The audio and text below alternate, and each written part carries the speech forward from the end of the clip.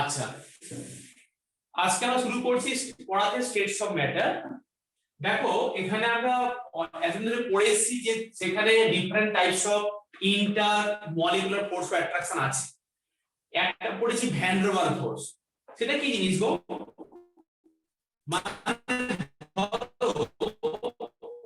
একটা মলিকুলসের সঙ্গে আরেকটা মলিকুলসের বা তাকে বলি inter molecular force of attraction, যেটাকে আমরা নরমাল ভ্যান ডের ওয়াল ফোর্স বলি, সেটা ইন জেনারেল বলি আমরা।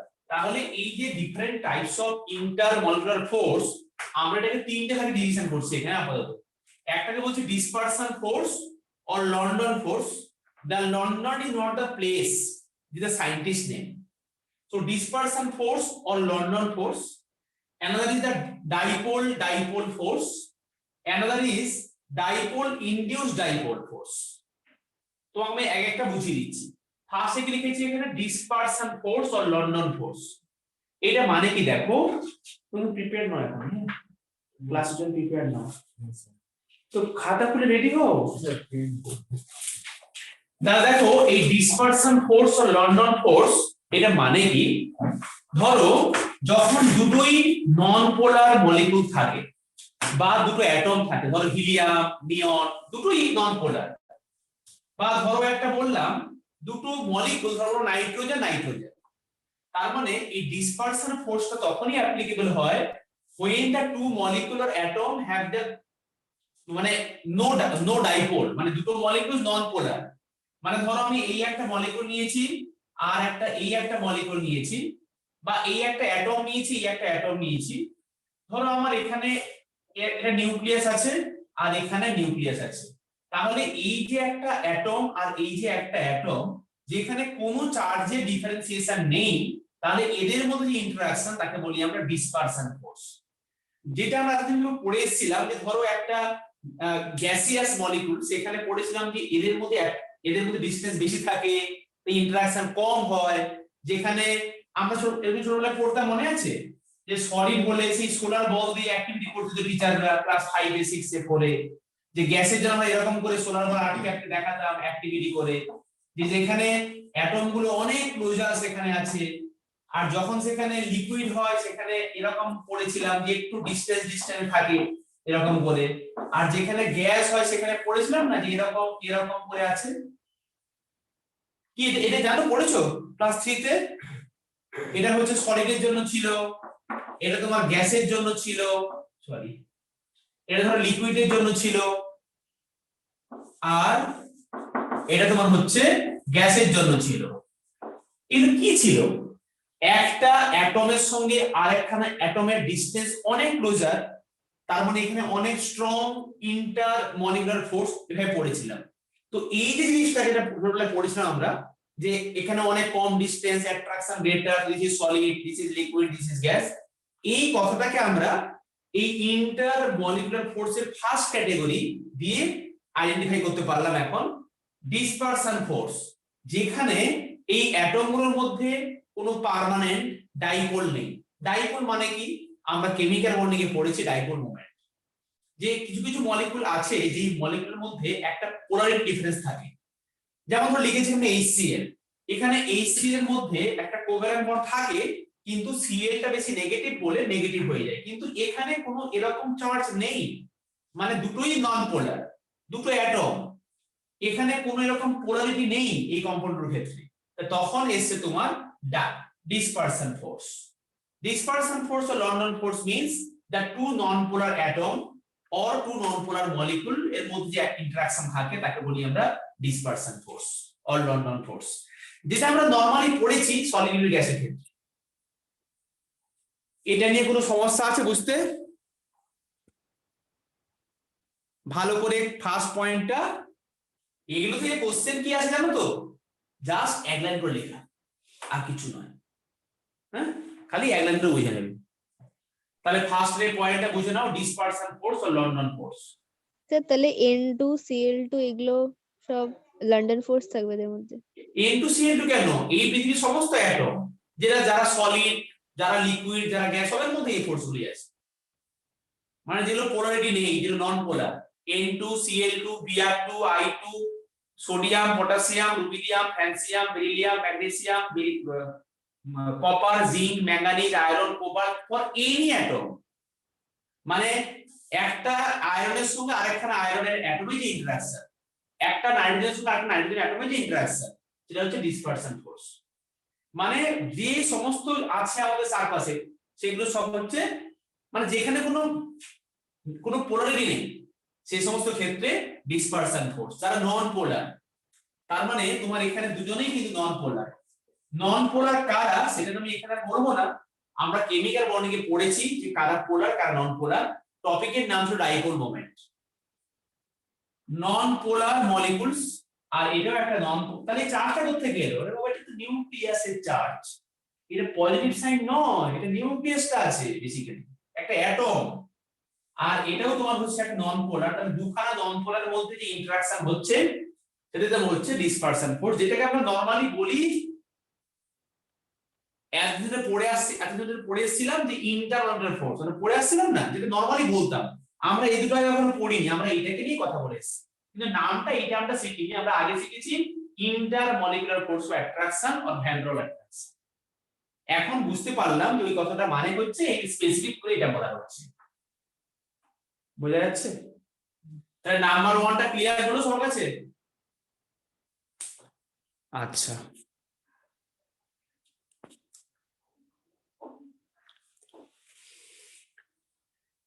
সম্প্রীত বুঝতে পেরেছো নাম্বার 1টা নাম্বার 2 কে পরে বলছি নাম্বার 1টা বুঝতে পেরেছো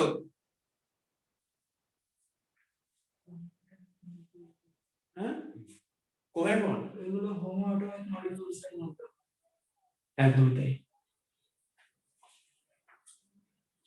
আচ্ছা তাহলে নাম্বার 1টা বুঝতে পারলাম আমরা যে আচ্ছা বুঝতে পেরেছি কথা বলা বারণ আছে সম্প্রীতের খালি মেসেজ পাঠিয়ে নাম্বারটা দিয়ে ফোন করেছিল ওটা কি নতুন নাম্বার তো না নো আছে না ওটা আগের নাম্বারটা সেভ ছিল ফোনে ও আচ্ছা আমার 3টে নাম্বার তো না ওর প্রথম থেকে 2007 সাল থেকে আছে তো মা ফোন করেছিল জয়েন্ট দিদি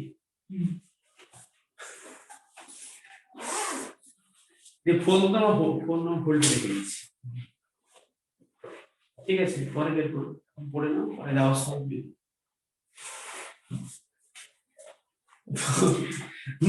নন পোলারের সঙ্গে নন পোলার যখন বন্ডিং হয় তখন সেখানে ডিসপারশন ফোর্স বা লন্ডন ফোর্স থাকে লিখেছো এটা এবার দেখো নেক্সট নাম অ্যানাদার ফোর্স অফ অ্যাট্রাকশন যাকে লিখেছি আমি ডাইপোল ফোর্স এটা আবার কি কথা ধরো বললাম কিছু মলিকুল আছে HCl HBr HI অ্যামোনিয়া মানে যেখানে যেখানে পোলারিটি আছে আমাকে বলো দেখি এই যে এইটা Cl টা আছে আমি এরকম গোল করে বোঝানোর জন্য এটা তো একটা মলিকুল তাহলে এই যে এখানে প্লাস সাইন এখানে মাইনাস সাইন এরকম করে আছে এটা বুঝছো কিনা বলো ওটা প্লাস একটা মাইনাস সাইন কেন বলো তো কারণ প্লাস মানে হচ্ছে ইলেকট্রন এখানে প্লাস হয়েছে মাইনাস হয়েছে এখানে মানে দুটো ডিফারেন্ট পোল আছে ডাইপোল তাই ডাইপোল মানে কি টু ডিফারেন্ট পোল আরেকটা যে HCl সেখানে আছে ধরো আমি একটা স্যাম্পল নিয়েছি HCl আমার ল্যাবরেটরিতে বটলের মধ্যে HCl এর স্যাম্পল রাখা আছে তাহলে সেই HCl এর যে স্যাম্পলটা আছে তাহলে HCl এতে একটা সেখানে মলিকুল নেই এই একটা HCl আছে আরো HCl আছে আরো HCl অনেক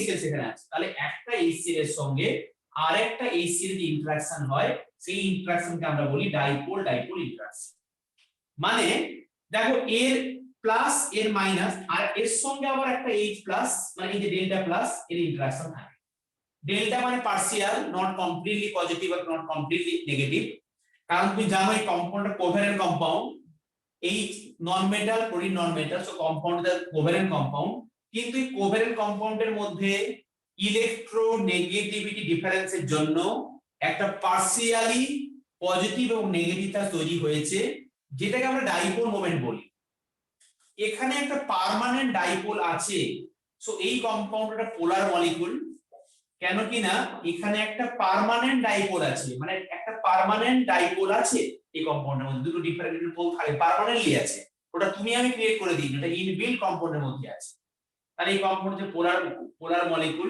এবং এখানে একটা কি আছে পার্মানেন্ট ডাইপোল আছে তাহলে এখানে আমি লিখছি পার্মানেন্ট এখানে পার্মানেন্ট ডাইপোল আছে এই কম্পাউন্ডের মধ্যে। তাই এরকম অনেকগুলো HCl পরপর লেগে আছে, তাহলে সেই ইন্টারঅ্যাকশনটা হচ্ছে ডাইপোল ডাইপোল ফোর্স। যেটা আমরা এতদিন ধরে বলে এসেছিলাম যে ধরো HCl লিকুইড আছে, তাহলে সেখানে বলছিলাম দেখো একটা HCl আর একটা HCl, ও তার মানে সেখানে তো আছে ইন্টারমলিকুলার ফোর্স অফ অ্যাট্রাকশন। কারণ HCl একটা মলিকুল না অ্যাটম? বলো দেখি HCl একটা মলিকুল না অ্যাটম? মলিকুল। তাহলে এই একটা HCl এর সঙ্গে আরেকটা HCl এর ইন্টারঅ্যাকশন কি বলবো? Intermolecular force. এবং এটা স্পেসিফিক্যালি বলা হচ্ছে, এটা তো কমন টাইপ, এর মধ্যে তিনটে ভাগ কমে গেছে এখানে। তাহলে ওই ইন্টারমলিকুলার ফোর্স যখন কাজ করে in between the polar molecule, এবং যে সমস্ত মলিকুলসের মধ্যে পার্মানেন্ট ডাইপোল আছে সেই সমস্ত মলিকুলসের ক্ষেত্রে এরকম করে ব্যাপারটা হয় যে পজিটিভ নেগেটিভ, এর সঙ্গে পজিটিভ নেগেটিভ। আবার দেখো না, যদি আরেকখানা HCl থাকে এরকম করে, তাহলে সেখানেও আবার পজিটিভ নেগেটিভ, তাহলে সেখানে এরকম করে থাকবে। এরকম পরপর অনেক লেগে আছে। এগুলো আবার কায়দা করে একটু আপেলের মতো আঁকাটা কি স্যার, এগুলো কি ডিজাইন? এটা বোঝাচ্ছি, এটা হচ্ছে মলিকুলটা এই এরিয়াতে আছে, বোঝাচ্ছি। এই একটা এই একটা, এই যে গোল গোল গুলো বোঝাচ্ছিলাম, ওরকম বোঝাচ্ছি। নাম্বার 2টা কি বুঝতে পেরেছো একটু তোমরা? হ্যাঁ স্যার। হ্যাঁ স্যার। এইটুকু লিখে রাখো, এটা হচ্ছে ফর দা নন পোলার, এটা লিখে রাখো ফর দা পোলার মলিকুল, এবং যেগুলোর মধ্যে পারমানেন্ট ডাইপোল আছে। ঠিক আছে, এইবারে নাম্বার 2 বুঝতে পারলাম। এবারে পড়ছি নাম্বার 3, যেখানে লিখেছি আমি ডাইপোল ইনডিউস ডাইপোল। এটা মানে হচ্ছে ধরো একটা ক্লাসরুমের মধ্যে আমি একটা ভালো বাচ্চাকে রেখেছি, এটা ভালো বাচ্চা, মানে ভালো স্টুডেন্ট। ভালো মানে হচ্ছে ওই পৃথিবীতে সবাই ভালো, ভালো মানে হচ্ছে ওবিডিয়েন্ট আছে, টিচারের কথা শোনে, প্রতিদিন প্রিপেয়ার্ড হয়ে আগের ক্লাসের পড়াটা পড়ে ক্লাসে পড়তে আসে। এমনি শনিবার 6টা 15 করে ডং ডং ডং ডং করে এখানে চলে আসে না, বাড়িতে পড়াশোনা করে আসে, আর প্রতিদিন বাড়িতে পড়ে আসে। আর স্যার যে কথাগুলো বলে সারা মানে একদিন সপ্তাহে, সেই পড়াটা প্রতিদিন 20 মিনিট করে পড়ে বাড়িতে, দিয়ে চলে আসে। প্রতিদিন 20 মিনিট মাত্র পড়ে, রাত জেগেও পড়তে হচ্ছে না, সারাদিনের মধ্যে 20 মিনিট কেমিস্ট্রি পড়বে, তাহলে আমার এইটুকু পড়া হয়ে যাবে। আমি তোমাকে যা ভাবে এখানে বলছি, তোমার পড়া এখানে ইনবিল এখানেই পড়া হয়ে গেল, তুমি ভালো করে শোনো, এখানেই পড়াটা হয়ে যাবে। কিন্তু তোমার এই পড়াটা বাড়িতে গিয়ে প্রতিদিন 20 মিনিট করে পড়তে হবে। তার জন্য রাতে জাগতে হবে। এই 20 মিনিট করে যদি পড়ে এটা প্রিপেয়ার হও, তুমি তোমার স্কুলের পরীক্ষায় ফুল মার্কস পাবে, তুমি তোমার জেইই মেন্স নিট পরীক্ষায় একদম কোয়ালিফাই করবেই করবে। কিন্তু আমাকে এমসিকিউ প্র্যাকটিস করাতে হবে, তোমাকে আমি করে দেবো, আগে সব কভার করে নিই। তো দাদা দেখো এই স্টুডেন্টটা পুরো প্রিপেয়ার রোজ আসে ক্লাসে, আর তার সঙ্গে একটা বাচ্চা এখানে বসে আছে যে কিছু জানে না, এমনি চলে এসে পড়তে, রোজ ঘুরতে আসে, বাড়িতে থাকলে বাবা মা বকে, এখানে চলে এসে, বাড়িতে থাকলেই বকবে, বাড়ি যায় বাড়ি, মানে বাড়িতে থাকলে কি করে, মানে বাড়িতে তাড়িয়ে দেয়, তাহলে এখানে চলে এলো, এখানে শান্তিতে থাকবে, টিচারে দাঁড়িয়ে পড়ে খেলো। বুঝছো তো, এরকম তোমাদেরকে বলছি না, এরকম হয় তো। আমাকে একজন বলেছে স্যার স্কুল খুলবে না, বাড়িতে পেয়ে উঠছি না বাচ্চারা, মানে আমরা কি করি, একটু বাড়িতে শান্তিতে থাকি, স্কুলে বাচ্চাকে পাঠিয়ে দিই, একটু স্কুলের টাইমটা বেশি করে বাড়িয়ে দিলে ভালো হয়, বেশিক্ষণ স্কুলে থাকতে পারবে। বুঝেছো তো? তো এই হচ্ছে স্টুডেন্টটা ভালো আছে, এর সঙ্গে একটা খারাপ স্টুডেন্ট আছে যে একে হেল্প করছে। এ ভালো বলছে, দেখ তুই ভালো বাড়িতে পড়ে আয়, এই কর সেই কর, এরকম 2 বছর ফাঁকি দিয়ে কতদিন কাটাবি, 2 বছর ফাঁকি দিয়ে কাটলে ঠিক আছে, কিন্তু পরে সমস্যায় পড়বি জীবনে, একে বোঝাচ্ছে।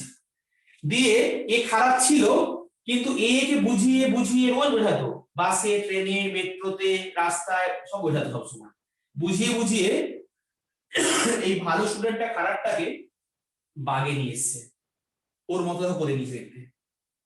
দেখো এ যেরকম দেখতে ছিল লম্বা লম্বা টাইপের, দেখো ওকে লম্বা লম্বা বানিয়ে দিয়েছে। মানে হচ্ছে দেখো এই কম্পাউন্ডটাতে মধ্যে অ্যাকচুয়ালি এর মধ্যে একটা পোলার বন্ড ছিল, এর মধ্যে একটা পোলার বন্ড ছিল। তোমাকে আমি এই কথাগুলো বলার মানে হচ্ছে তুমি ব্যাপারটা বুঝতে পারো, এটা আমার টার্গেট, যে এটা হচ্ছে পোলার মলিকুল। এটা যেখানে দেখো, যেখানে যেরকম HCl ছিল, দেখো একটা পার্মানেন্ট ডাইপোল আছে এখানে, এখানে আমার এর মধ্যে কি আছে, একটা পার্মানেন্ট ডাইপোল আছে এর মধ্যে।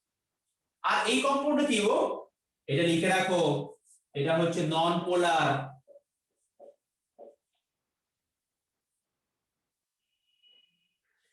তাহলে যখন এই একটা পোলার কম্পাউন্ডের রেসপেক্ট নন পোলার কম্পাউন্ড এলো, তখন ওই পোলার কম্পাউন্ডটাকে ইনডিউস করছে, ইন্ডাকশন দিচ্ছে। এটা লিখেছি ডাইপোল ইনডিউস, মানে কি এই ডাইপোল কম্পাউন্ডটা যার পোলারিটি আছে একে ইন্ডাকশন দিয়ে দিয়ে, রোজ বাসে ইন্ডাকশন দিচ্ছে, ট্রামে ইন্ডাকশন দিচ্ছে, ইন্ডাকশন দিতে দিতে একে ইনফ্লুয়েন্স করে ফেলেছে।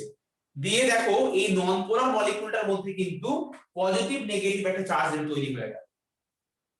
এটাই বলছি আমরা ডাইপোল ইনডিউস ডাইপোল। তাহলে যখন আমরা একটা কন্টেনারের মধ্যে কোনো একটা পোলার মলিকিউলের সঙ্গে একটা নন পোলারকে রেখে দেব, তাহলে সেই নন পোলার মলিকিউলটা ওই পোলারের মলিকিউলের সঙ্গে থাকতে থাকতে তার মধ্যে একটা ডাইপোল তৈরি হবে, যাকে বলছি আমরা ডাইপোল ইনডিউস ডাইপোল। হয়েছে তো, বলছি তো, এই তো লিখেই দেখো, পোলার লিখেই দেখো না। তাহলে আমার তখন এও হয়ে গেল পোলার আর এও হয়ে গেল পোলার, হয়ে গেল যেন পোলার। স্যার একটা নন ম্যাগনেটের সঙ্গে ম্যাগনেট আনা হয়, দুটো ম্যাগনেট এরকম, হ্যাঁ। তাই এখানে এটা পোলার ছিল, এখানে নন পোলার, দুটোই পোলার হয়ে গেল। এটা হচ্ছে আমার ডাইপোল ইনডিউস। কেন? ইন্ডাকশন, জানো ইন্ডাকশন দেয়, ইন্ডাকশন করে রান্না করে তুমি দেখেছো? ওরকম ব্যাপারটা, ইন্ডাকশন দিচ্ছ তুমি পড়েছো, ম্যাগনেটিক ইন্ডাকশন পড়েছো, ইলেকট্রিক ইন্ডাকশন পড়েছো, সেরকম ইলেকট্রন এখানে ইন্ডাকশন করছে। বুঝতে কষ্ট হচ্ছে খুব? একদম জলের মতো ক্লিয়ার কিনা বলো আমাকে। ইন্দ্রদীপ, সম্প্রীত, স্নেহা। হ্যাঁ স্যার। হ্যাঁ স্যার। এগুলোকে খুব কষ্ট করে অনেক করে পড়তে হবে, ভীষণ ডিফিকাল্ট কি? তাহলে এক্ষুনি ক্লাসের মধ্যে পড়ে নাও আমার সঙ্গে সঙ্গে। ধরো বললাম HCl এর সঙ্গে আমি এখানে লিখে দিলাম ক্লোরিন, রেখে দিলাম ক্লোরিন গ্যাস। এখানে আমি রেখে দিলাম ধরো HBr এর মধ্যে হিলিয়াম গ্যাস। ওরকমই একটা পোলার একটা নন পোলার। তখন কি হয়ে যাবে? তখন ওই যে নন পোলারটা সেও পোলার হয়ে যাবে, তার মধ্যে একটা পোলারিটি তৈরি হয়ে যাবে। মানে Br2 তো দুটোই Br আছে তো সেখানে ধরো একটা জায়গায় Br প্লাস Br মাইনাস হলো, হয় তো কম্পাউন্ড দুটো Br একটা প্লাস আর মাইনাস, দুটো পার্সিয়ালি তৈরি হচ্ছে, পার্সিয়ালি একটা পোলারিটি তৈরি করে, তাকে বলছি ডাইপোল ইনডিউস ডাইপোল। তো যদি একটা নন পোলার অ্যাটম রাখি তাহলে? নন পোলার অ্যাটম রাখলেও ওই অ্যাটমটা, ধরো এই অ্যাটমটা এখানে ছিল, তাহলে যদি একটা মলিকুল হতে হবে একটা, তাহলে হবে কি করে? নাহলে দুটো পোল তৈরি হবে না। অ্যাটম হলেও কিছুটা তৈরি হবে, যেমন ধরো একে ইনডিউস করে একটা কোনো চার্জ তৈরি করে দিল, ধরো এখানে নেগেটিভ আছে আর এখানে পজিটিভ তৈরি করে দিল, কিন্তু এটা নন পোলার মলিকুল হতে হবে, অ্যাটম না হয়ে। এখানে আমার অ্যাটম মলিকুল যা কিছু হতে পারছিল, কারণ এখানে তো কোনো কিছু চার্জ পার্ট ছিল না, এখানে দুজনে নন পোলার ছিল, কিন্তু এখানে নন পোলার মলিকুল নিচ্ছি, এখানে দিলে কাজটা ভালো করে হবে। এটা হয়ে গেছে বোঝা? আচ্ছা, আর এটা হচ্ছে আবার different types of inter molecular force of attraction, London force, dipole force, dipole induced force. এই তিনটে ছাড়া মলিকুলসের সঙ্গে মলিকুলসের আরো মানে এগুলো কিন্তু different from the chemical bonding. এই যে লিখেছি ডিসপারশন ফোর্স, ডাইপোল ইনডিউস, এটা কিন্তু কেমিক্যাল বন্ডিং এর থেকে আলাদা। আমরা কেমিক্যাল বন্ডিং পড়েছি যেখানে কোভ্যালেন্ট বন্ড হয়, আয়নিক বন্ড হয়, কোঅর্ডিনেট বন্ড হয়, but this three types of bond are different from this chemical bonding. Chemical bonding এর যে বন্ডিংটা তৈরি হয় তার থেকে তিনটে বন্ড কিন্তু সম্পূর্ণ ডিফারেন্ট। আর একটা স্পেশাল বন্ড আছে যেটাকে বলি আমরা হাইড্রোজেন বন্ডিং, নাম্বার 4। এটা এর থেকে আলাদা, সেটা কিন্তু এর আন্ডারে সেটা নয়, সম্পূর্ণ সেপারেট ক্যাটাগরি, যেটা আমার আগে বলা হয়ে গেছে কেমিক্যাল বন্ডিং এ, সেটা আমি এখানে বলবো না। কি বললাম বুঝতে পেরেছো? আমি তোমাকে বললাম এই তিনটে ইন্টারঅ্যাকশন হচ্ছে কোনো কেমিক্যাল বন্ডিং নয়, এটা একটা weak van der Waals or intermolecular force of attraction, তিনটে পার্ট। হাইড্রোজেন বন্ডিং একটা স্পেশাল বন্ডিং, সেটাও কিন্তু কেমিক্যাল বন্ডিং এর থেকে আলাদা, সেটাও এরকম একটা ইন্টারমলিকুলার ফোর্স, কিন্তু এদের থেকে আলাদা, যেটা আমরা পড়ে নিয়েছি আগে কন্ডিশন, কোন কন্ডিশনে এই বন্ডটা হয়। আমাদের কাছে স্টেটস অফ ম্যাটারে আমরা এখন বেসিক জায়গাটা একটু পড়লাম। আমরা এখন নেক্সট চলে যাব স্টেটস অফ ম্যাটার, মানে এখানে বেসিক্যালি আমরা গ্যাস নিয়ে কথা বলবো। আমাদের এই স্টেটস অফ ম্যাটার মানে কি, সলিড, লিকুইড আর গ্যাস হয়। তার মধ্যে সলিড স্টেট আমরা পড়বো ক্লাস 12 এ, লিকুইড স্টেট আমরা ফিজিক্সে পড়বো, ফিজিক্স চ্যাপ্টার একটা আছে সারফেস টেনশন ভিসকোসিটি, সেখানে পড়বো। আমাদের কেমিস্ট্রি বইতে যেখানে লিকুইড স্টেট চ্যাপ্টার আছে, ঠিক এটা একদম লাস্টে দুখানা পেজ দেওয়া আছে, সেটা আমরা পড়বো না, আমরা অনলি পড়বো গ্যাস। আমাদের সিলেবাসে এইটুকুই আছে। লিকুইড স্টেটটা আমরা ফিজিক্সে পড়বো, সারফেস টেনশন এন্ড ভিসকোসিটি, ওই দুটোই শুধু খালি আছে। আর এখানে স্টেটস অফ ম্যাটারটা অনলি এখন আমরা পড়বো, গ্যাস নিয়ে কথা বলবো। আমরা তোমাকে এই যে ইন্টারঅ্যাকশন গুলো বললাম, this are actually applicable for gas, in case of solid হতে পারে, কিন্তু আমি গ্যাস নিয়ে কথা বলবো। একটা গ্যাসের মধ্যে যে ডিফারেন্ট ডিফারেন্ট মানে কি থাকে আমার সেখানে, basically pressure, volume, temperature and the fixed amount of gas, mass. এই যে pressure, temperature, volume and mass, এই চারটের ডিফারেন্ট ভেরিয়েশন পড়বো এখন। এই চারটে প্যারামিটারের ভেরিয়েশন পড়বো। তুমি ম্যাথমেটিক্সে পড়েছো ফাংশন, পড়েছো যে ফাংশন মানে কি, আমরা আগে থার্মোডাইনামিক্সে ফাংশন পড়েছি। সেরকম দেখো এখানে এই প্রেসারটা হচ্ছে ফাংশন অফ ভলিউম টেম্পারেচার, সেরকম এখানে ভলিউমটা হচ্ছে ফাংশন অফ প্রেসার টেম্পারেচার। তারপর দেখো এই pressure, volume, temperature and the amount of gas, mass, এরা সব ইন্টারলিংকড টু ওয়ান অ্যানাদার। আমরা এই যে তোমার টার্মগুলো যে ভেরিয়েশন কেমন করে হয়, এখানে ডিফারেন্ট সায়েন্টিস্ট এগুলোকে ডিফারেন্ট ভাবে ইলাবোরেট করেছে। আমি এক একটা কনসেপ্টে এগোচ্ছি। Number 1, বয়েলস law.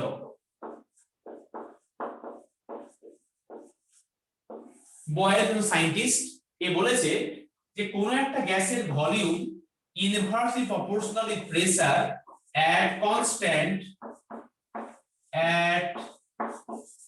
constant temperature and mass, at constant temperature and mass.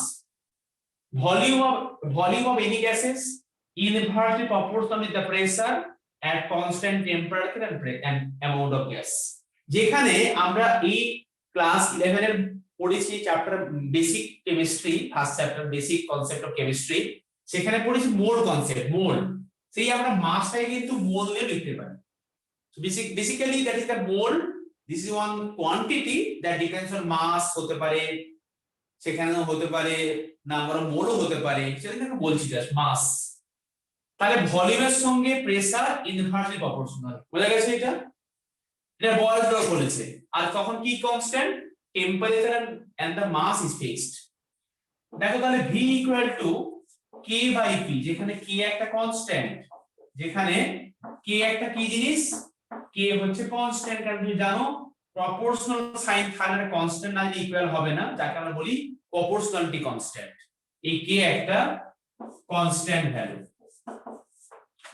আচ্ছা, তাহলে দেখো আমি এখান থেকে লিখতে পারি যে pv equal to k constant.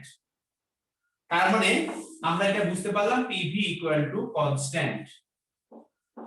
if you take the two different gas, যেখানে ভলিউম v1, প্রেসার p1, তাহলে সেক্ষেত্রে হচ্ছে p1 v1, সেটা equal to k constant. For another set of gas, যেখানে প্রেসার হচ্ছে p2, ভলিউম v2, সেখানেও constant k। তাহলে তুমি এখান এর কি জানতে পারছো যে p1 v1 equal to p2 v2। এটা হচ্ছে তোমার একটা equation, p1 v1 equal to p2 v2, because constant k তে equal, constant this is the constant. মানে আমি অ্যাকচুয়ালি 1 and 2 করতে নিলাম, p1 মানে ধরলাম একটা গ্যাস 1, তাহলে গ্যাসের নাম দিলাম অঙ্কুর গ্যাস, সৃজিত গ্যাস। তাহলে p Ankur v Ankur equal to constant, p Srijit v Srijit মানে হচ্ছে কনস্ট্যান্ট। তার মানে ভাবতে পেরেছো কি ঘটনা ঘটলো এখানে, p Ankur, pressure Ankur, volume Ankur equal to pressure Srijit, volume Srijit. মানে দুটো ডিফারেন্ট গ্যাস নিয়েছি, আর কিছু নয়, বুঝেছো? বুঝতে পারোনি? আচ্ছা, একজন চ্যাট বক্সে লিখেছে বুঝতে পারিনি স্যার। না, কমপ্লিটলি বুঝতে পেরেছে। হ্যাঁ স্যার, ঠিক আছে।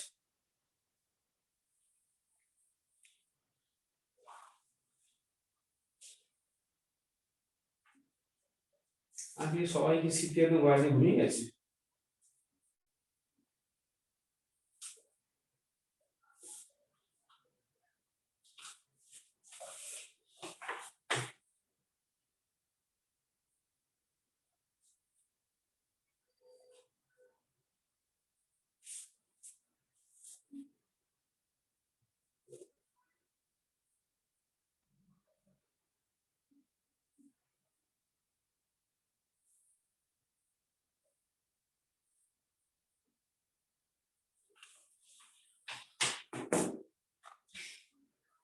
এটা হচ্ছে বয়েলস ল, ক্লিয়ার এটা?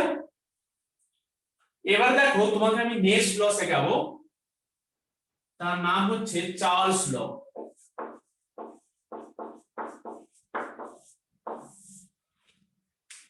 তোমাকে আগে বড় ইকুয়েশনটা শিখিয়ে দিয়ে ছোটটা শেখাবো। চার্লস ল, চার্লস একজন সায়েন্টিস্ট। সিকে কি বলেছে চার্লস? বলেছে ধরো যদি আমার টেম্পারেচার 0 ডিগ্রি সেন্টিগ্রেড টেম্পারেচার হয়, তাহলে গ্যাসের ভলিউমকে ধরলাম ভি নট, এরকম করে লিখলাম। এটা তোমার হচ্ছে টেম্পারেচার আর এটা হচ্ছে ভলিউম অফ দা গ্যাস। যদি তাহলে দেখো যদি টেম্পারেচার 1 ডিগ্রি সেন্টিগ্রেড আমার হয়, তাহলে সেই সময় গ্যাসের ভলিউম হয় V1। যদি 2 ডিগ্রি সেন্টিগ্রেড হয় তাহলে গ্যাসের ভলিউম হয় V2। যদি 3 ডিগ্রি সেন্টিগ্রেড হয় তখন গ্যাসের ভলিউম হয় VT। টেম্পারেচার ভলিউম, সেলসিয়াসে লিখেছি, ভলিউম লিখেছি এখানে। চার্লস বলেছে যে ধরো আমি ভলিউম জানতে চেয়েছি V1, এটাই মানে ভলিউম V1 মানে কি, ভলিউম এট 1 ডিগ্রি সেন্টিগ্রেড টেম্পারেচার। এটা ইকুয়াল টু হবে ভলিউম এট 0 degree centigrade temperature plus 0 degree centigrade থেকে তুমি বাড়িয়েছো একটা, মানে 0 ডিগ্রি সেন্টিগ্রেড থেকে ভলিউম V1 মানে কি, তুমি সেখানে 0 ডিগ্রি সেন্টিগ্রেড থেকে টেম্পারেচার কত বাড়িয়েছো? 1 বাড়িয়েছি। সেখানে V0 মানে হচ্ছে 0 ডিগ্রি আর V1 মানে 1, মানে 0 থেকে 1 বাড়িয়েছি সেখানে। বলেছে for each degree centigrade rise then the volume will be increased, so this is plus 1/273 parts of its volume at 0 degree centigrade into 1। তো বুঝিয়ে বলছি এটা। চার্লস বলেছে যখন আমি এখানে বের করছি গ্যাসের ভলিউম V1, এটা মানে হচ্ছে ভলিউম এট 1 ডিগ্রি সেন্টিগ্রেড, এটা equal to volume at 0 degree centigrade তার থেকে বাড়িয়েছি 1 degree. According to Charles 1 degree temperature increase করলে গ্যাসের ভলিউম তার 0 ডিগ্রিতে যা ভলিউম থাকে তার 1/273 parts of is volume increase করলো। 0 ডিগ্রিতে ভলিউম ছিল V0 ছিল, তার 1/273 ইনক্রিজ মানে প্লাস, মানে V0 এর থেকে প্লাস ইনক্রিজ করলো। আর এখানে এটা হচ্ছে 1 মানে কত ডিগ্রিতে বাড়িয়েছে। আমি আবার বুঝিয়ে দিচ্ছি তোমাকে। V2 অ্যাকর্ডিং টু চার্লস বলেছে এখানে কাশি, জ্বর, সর্দি, গা, পিঠ ব্যথা। পিঠ ব্যথা যদি হয়েছে না তাহলে হবে করোনা হয়ে গেছে। আচ্ছা, তোমার যখন ঠান্ডা লাগবে, কাশি, নাক জ্বর বেড়েছে কন্টিনিউয়াস, মানে সর্দি ভালো হচ্ছে না, নর্মাল মনে হচ্ছে না, পিঠ ব্যথা, রাতে শুয়ে আছো, এরকম করে শুয়ে আছো তো মনে হচ্ছে তোমাকে ধরে উল্টে দেওয়ার সুবিধা হয়, নিজে উল্টাতে পারছো, পিঠে ব্যথা, ওমিক্রন। আমার হয়েছিল 25 তারিখ ডিসেম্বর। আমি তো পড়তেছিলাম সেই পড়তেছিলেন? 25 তারিখ পড়তে এলাম না, একদম ছুটি ছিল। তখন ওমিক্রন ছিল। এবারে দেখো V2 মানে কি, ভলিউম এট 2 ডিগ্রি সেন্টিগ্রেড, এটা মানে হচ্ছে V0 0 ডিগ্রি যা ভলিউম থাকে সেটা প্লাস, দেখো তুমি V2 মানে কি 2 ডিগ্রি বাড়িয়েছো 0 থেকে, তাহলে এখানে বলা হচ্ছে তুমি কত বাড়ালে, 2 ডিগ্রি বাড়িয়েছো, যাই বাড়াও 0 ডিগ্রি সেন্টিগ্রেড তার যে ভলিউম থাকে তার 1/273 ইনক্রিজ করলো ইনটু 2। বুঝে যাচ্ছে ব্যাপারটা? বুঝতে পারো? basically Vn equals to V naught plus V naught into N by 273. N কোথা থেকে পেলাম? না আমি এন লিখবো না। তাহলে দেখো আমি এখানে লিখি ভিটি লিখি আর টি লিখবো। তাহলে ভিটি মানে কি? ভলিউম এট টি ডিগ্রি সেন্টিগ্রেড। এটা মানে তার মানে টি ডিগ্রি মানে কি গো? আমি তার মানে সেখানে বাড়িয়েছি টেম্পারেচার 0 থেকে টি ডিগ্রি। তার মানে তার আগে ছিল ভলিউম 0 ছিল ভি নট, তার থেকে বাড়িয়েছি টি ডিগ্রি বাড়িয়েছি। তাহলে according to Charles law, for each degree centigrade rise in temperature, volume will be increases 1/273 parts of its volume at 0 degree centigrade into এখানে T। এবার বুঝতে পেরেছো? তোমরা আমাকে বলো বুঝতে পেরেছো? হ্যাঁ স্যার। হ্যাঁ স্যার, এটাই হচ্ছে চার্লস ল। এইখানে শুধু টিটাই ভেরিয়েবল তো তাহলে। হ্যাঁ হ্যাঁ, তার মানে আমি এখানে কি করেছি? T ডিগ্রি সেন্টিগ্রেড বাড়ালাম টেম্পারেচার, তখন তাকে বলছি ভিটি। তাহলে ধরো আমি এখানে কি বুঝতে পারলাম এখানে দেখে? এটা হচ্ছে আমার এক্সপ্রেশনটা পেলাম আমরা চার্লস লয়ের। আর লয়ের স্টেটমেন্টটা বারবার বলে দিলাম এটা।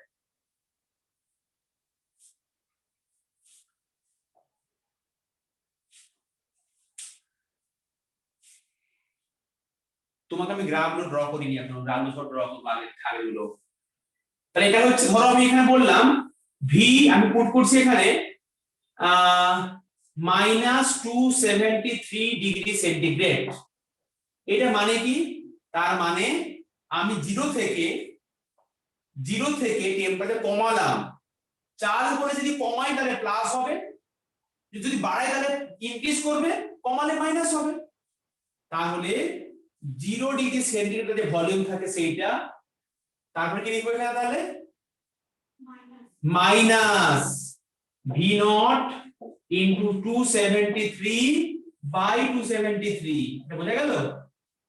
যেহেতু আমি এখানে টেম্পারেচার কমালাম 0 থেকে, তাই সেখানে 0 ডিগ্রি সেন্টিগ্রেড যে ভলিউম থাকে সেখান থেকে ওটা অ্যামাউন্টটা কমলো।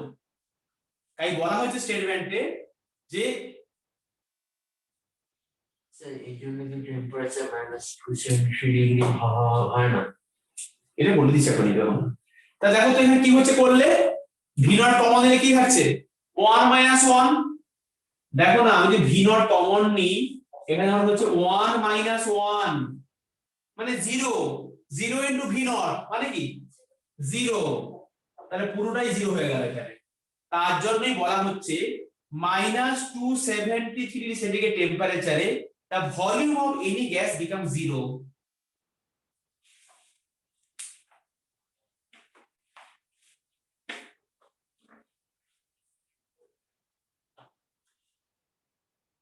এই টেম্পারেচারকে বলে অ্যাবসলিউট টেম্পারেচার।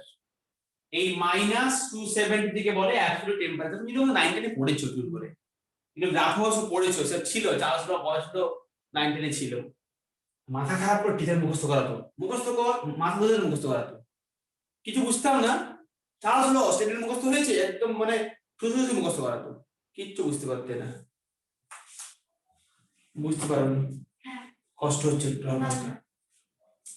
তাহলে ভি এটা, তাহলে দেখো -270 সেন্টিগ্রেড টেম্পারেচারে ভলিউমটা 0 হলো। এখানে গ্রাফ ড্র করছি, এটা হচ্ছে টেম্পারেচার ডিগ্রি সেন্টিগ্রেডে বলছি, আর এখানে তোমাকে আমি বলছি ভলিউম। তাহলে আমি যেহেতু এখানে টেম্পারেচারকে এক্সট্রা প্লট করছি এখানে এরকম করে, কেন গো? আমি তো এখানে মাইনাস নিয়েছি, এই পয়েন্টটা নিশ্চয়ই 0 ডিগ্রি সেন্টিগ্রেড। আমি ধরো এই পয়েন্টটাকে ধরলাম -273 ডিগ্রি সেন্টিগ্রেড ধরলাম, জাস্ট কি আর করবো বলো? আমি তো আর এই বোর্ডকে বাড়ি এখান থেকে নিয়ে আসতে পারবো না। তাহলে এখানে বলেছে যে তুমি যদি সেখানে টেম্পারেচার কমালে কি হচ্ছে বলো এখানে? তাহলে ধরো আমার ইকুয়েশনটা এরকমই ছিল, বাড়ছিল ভলিউমটা, তো আমি কি এক্সট্রা প্লট করলে এখানে এসে বিট করলো। কিন্তু এই টেম্পারেচারে পৌঁছানোর আগেই গ্যাসের ভলিউম 0 হয়ে যায়। এটা হচ্ছে ভলিউমের সঙ্গে টেম্পারেচার গ্রাফ, সেলসিয়াস স্কেলে নিয়েছি। তো -270 সেন্টিগ্রেড টেম্পারেচারে গ্যাসের ভলিউম 0 হয়। বাস্তবে এই টেম্পারেচার আগেই গ্যাসের জীবন শেষ হয়ে যায়। এই -273 পৌঁছানোর আগেই গ্যাসের জীবন শেষ। নাহলে ওটা কি লিকুইডে চেঞ্জ সলিড হয়ে যাবে। হ্যাঁ, গ্যাসের ভলিউম 0 হয়ে যায়। দেন আমি যদি যে কোনো গ্যাসের গ্রাফ ড্র করি, সে মানে লাস্টে গিয়ে তো ওখানটাই জয়েন হবে। স্যার বলছি ওটা কি ইউনিফর্মলি বাড়ে না নন ইউনিফর্মলি বাড়ে? না, এটাই বাড়ছে। ইউনিফর্মলি বাড়ে। এই যে তোমাকে গ্রাফটা ড্র করলাম, তোমাকে আমি একটু কনসেপ্ট করে দিই, কারণ গ্রাফটা এই যে এতগুলো কথা বললাম, হ্যাঁ স্ট্রেট লাইন তো, হ্যাঁ এই যে তোমার এত কিছু কথা বললাম, এই কথার মানে কি জানো? V proportional to capital T। এই এতগুলো কথা মানে হচ্ছে এই কথাটা, যেখানে ক্যাপিটাল T হচ্ছে টেম্পারেচার ইন কেলভিন স্কেল। এই দেখো না, এই -273 না, একে ধরা হয়েছে একটা কেলভিন স্কেল লোয়ার, আর আপারটা হচ্ছে 273। মানে 0 ডিগ্রি সেন্টিগ্রেড মানে কত জানো? 273 কেলভিন ধরা হয়েছে এরকম করে, দিয়ে একে ধরে একটা স্কেল বানানো হয়েছে, এই কারণে বলি কেলভিন স্কেল। 0 ডিগ্রি সেন্টিগ্রেড মানে 273 কেলভিন। তো এখানে বলা হচ্ছে তাহলে চার্জ লতে ভলিউমের সঙ্গে টেম্পারেচার প্রপোর্শনাল। এই যে আমি এটা করছি, এখানে ভলিউম পাচ্ছি VT, V1, V2। দেখো এখানে টিটা কিন্তু কোথায় আছে? উপরে আছে কিনা বলো? তার মানে টি এর সঙ্গে প্রপোর্শনাল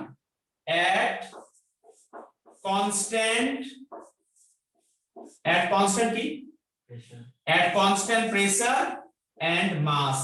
গ্যাসের মাসটা ফিক্সড আর কনস্ট্যান্ট প্রেসার, তখন ভলিউমের সঙ্গে টেম্পারেচার ডিগ্রিলি প্রপোর্শনাল। এই ক্যাপিটাল টি মানে হচ্ছে টেম্পারেচার ইন কেলভিন স্কেল। আর একটা জায়গায় লিখে রাখছো তো, -273 কে বলে অ্যাবসলিউট জিরো। তাহলে দেখো এই ভলিউমের সঙ্গে টেম্পারেচার গ্রাফটা আমরা বুঝতে পারলাম যে এটা যখন ভলিউম হয়, এটা যদি গ্যাসের টেম্পারেচার হয়, তাহলে সে লাইনটা হচ্ছে তোমার স্ট্রেট লাইন। যদিও আমরা না এখানটা একটু একটু ডট ডট দিয়ে আঁকবো, কারণ গ্যাসের কখনো ভলিউমটা জিরো হতে পারে না বাস্তবে, তাই একটু লাইনটা আমরা উপর থেকে ড্র করব বা ডট ডটে ড্র করব। মানে অ্যাকচুয়ালি আমরা এরকম করে ড্র করেছি যে কারণ বলেছি ভলিউমের সঙ্গে টেম্পারেচার প্রপোর্শনাল স্ট্রেট লাইন, কিন্তু এখানে একটু গ্রাফটা আমাকে এখান থেকে ড্র করতে হতো, কারণ ভলিউমে কিছু থাকে, একদম জিরো কখন কি হতে পারে এরকম বাস্তবে। এটা ভলিউমের সঙ্গে টেম্পারেচার গ্রাফ, আমি ওইটা ড্র করেছি এখানে, কিন্তু এক্সট্রা রোটেশন দিয়েছি। স্ট্রেট লাইন ইউনিফর্মলি বাড়ছে, স্ট্রেট লাইন। বোঝা গেছে? মানে এই গ্রাফটা 0 থেকে শুরু হচ্ছে না। হ্যাঁ, কারণ একটু ভলিউম উপর থেকে জিরো শুরু হবে না, হবে। হ্যাঁ এই জন্যই তাই ডট ডট দিয়েছি এখানে। তোমরা ডট ডট বুঝতে পারছো? এখানে ডট ডট দিয়েছি।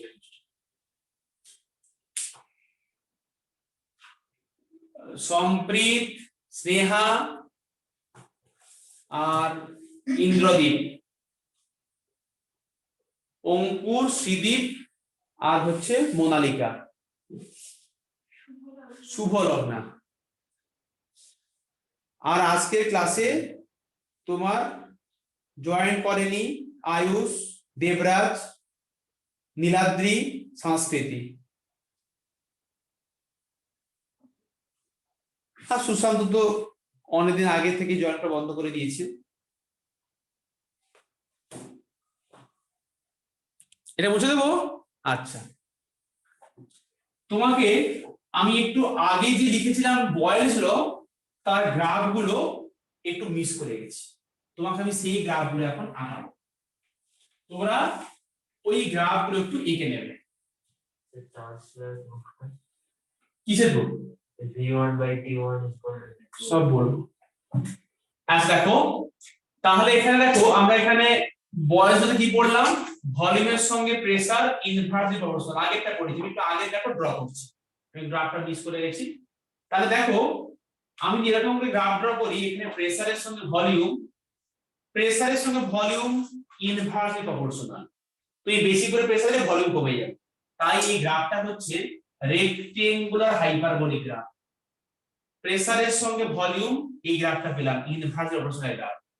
যদি আমি গ্রাফটাকে এরকম করে ড্র করি যে প্রেসারের সঙ্গে ভলিউমের সঙ্গে 1/p, তাহলে তখন গ্রাফটা আমি পাবো স্ট্রেট লাইন। কেন পেলাম স্ট্রেট লাইন? কারণ দেখো ডিরেক্টলি আসবে এখানে, ভলিউমের সঙ্গে 1/p দেখো লিখেছি। কেউ যদি ভাবে না আমার এরকম ভালো লাগছে না, এরকম করে আমি খেলবো না, তখন তুমি কি করবে? তখন তুমি এখানে PV now. PV equal to K constant, তার মানে পিভি ইকুয়াল টু সঙ্গে যদি পিভি সঙ্গে পি গ্রাফ ড্র করি, তাহলে সেই গ্রাফটা হচ্ছে straight line parallel to P Axis. তুমি বলবে না আমার এরকম ভালো লাগছে না, আমি এখানে পিভি এর সঙ্গে ভলিউমের গ্রাফ ড্র করব, straight line parallel to V Axis. বুঝছো? না না এগুলো সব তোমার হচ্ছে বয়েলস ল এর গ্রাফ।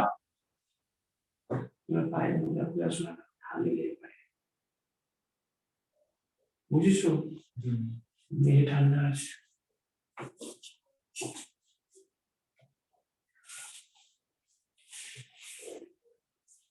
স্যার এখানে তো একটু উঁচু থেকে শুরু হয়, কারণ ভলিউমটা 0 হয় না। হ্যাঁ তাই ওই একই রকম ভাব। তাহলে এখানে ডট ডট ডট ডট দিয়ে আনবে, পুরোপুরি 0 হবে না।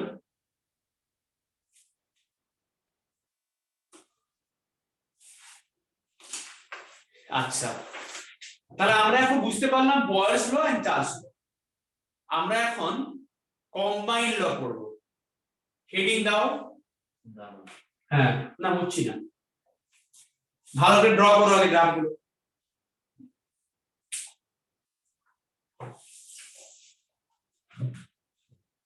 স্যার 1/p করলে স্ট্রেট লাইন কেন হয়ে যাচ্ছে? হ্যাঁ আমার তো কি স্ট্রেট প্রপোর্শনাল আছে, রিয়েল প্রপোর্শনাল দেখো, তাই জন্য straight line.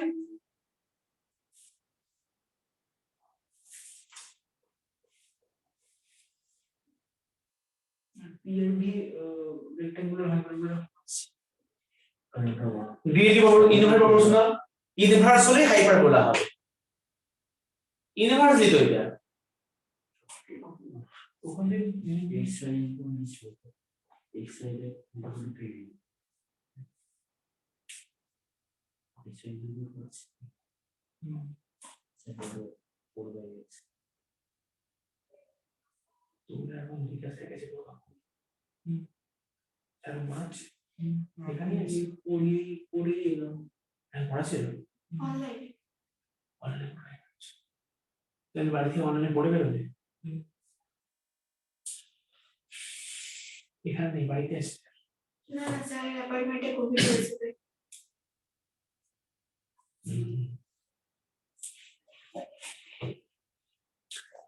Combine of Boyle's and Charles. আমি এখন বয়েলস আর চার্লস কে একসাথে মেশাচ্ছি। Boyle's law and Charles law combine form.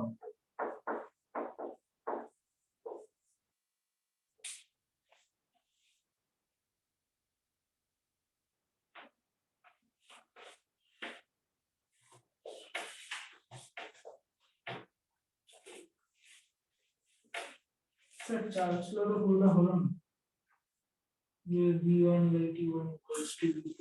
এবার দেখো তাহলে পড়েছো এখানে v প্রপোর্শনাল টু 1/p।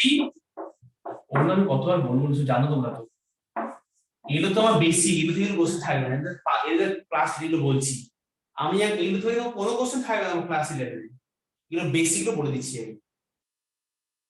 আচ্ছা তাহলে এখানে v প্রপোর্শনাল টু t/p,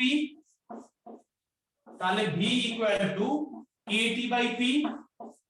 বুঝছো কি, মানে এইটা হচ্ছে আমার বয়েলস ল, এটা চার্লস ল, এটা হচ্ছে কম্বাইন্ড ল গ্যাস। হ্যাঁ গ্যাস ল বলে তো গ্যাসেস ল বলছি না, বলছি কম্বাইনটাকে কি বলে? গ্যাস কম বয়েলস এন্ড চার্লস এর কম্বাইন্ড ল। তাহলে v বলতে t/p, v equal two kt/p, এখান থেকে কি পাচ্ছি আমরা pv ইকুয়াল টু kt।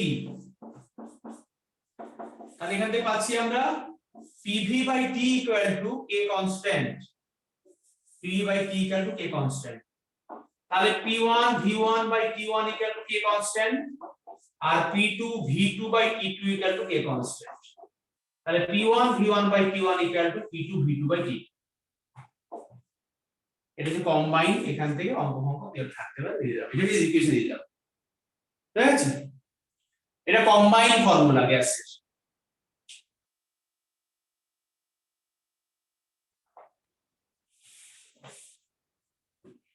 লিখে নিয়েছো?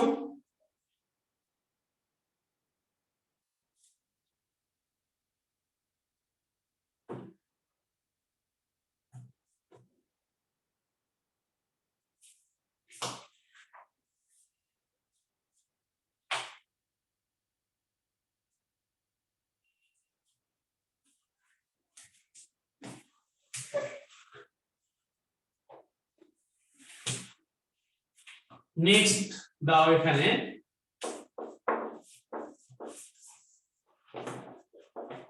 Avogadro's hypothesis.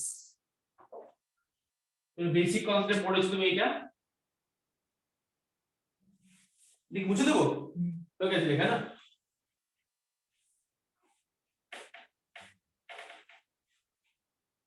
এটা বলেছে যে under the same condition temperature and pressure, এখানে বলেছে under the same condition temperature and pressure, that means at constant temperature and pressure.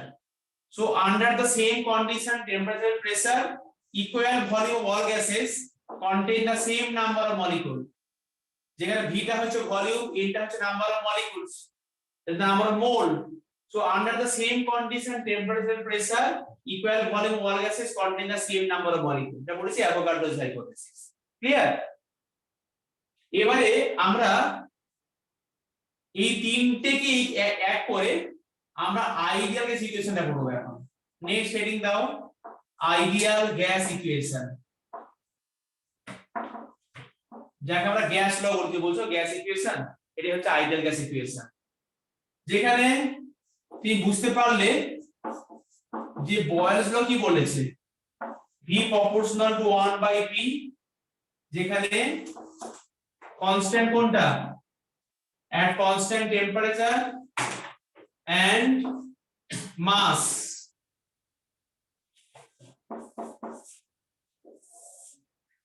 Charles law।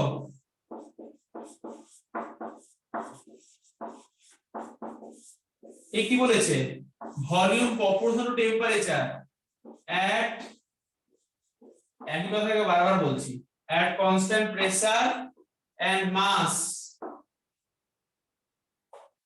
Avogadro কি বলেছে, অ্যাভোগাড্রো বাবা আমার নাম দিয়েছে, একটা হলো ছেলে ছিল Avogadro.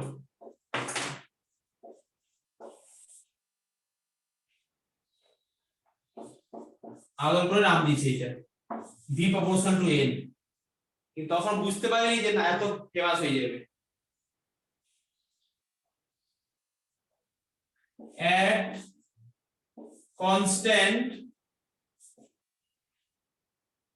constant pressure and temperature।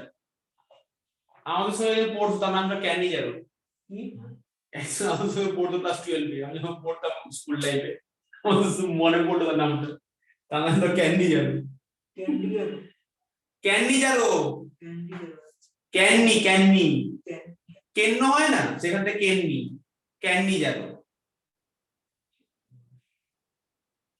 এরকম সে অ্যাভোগাড্রো ছিল। কি অন্য কোনো রিলিজিয়ন?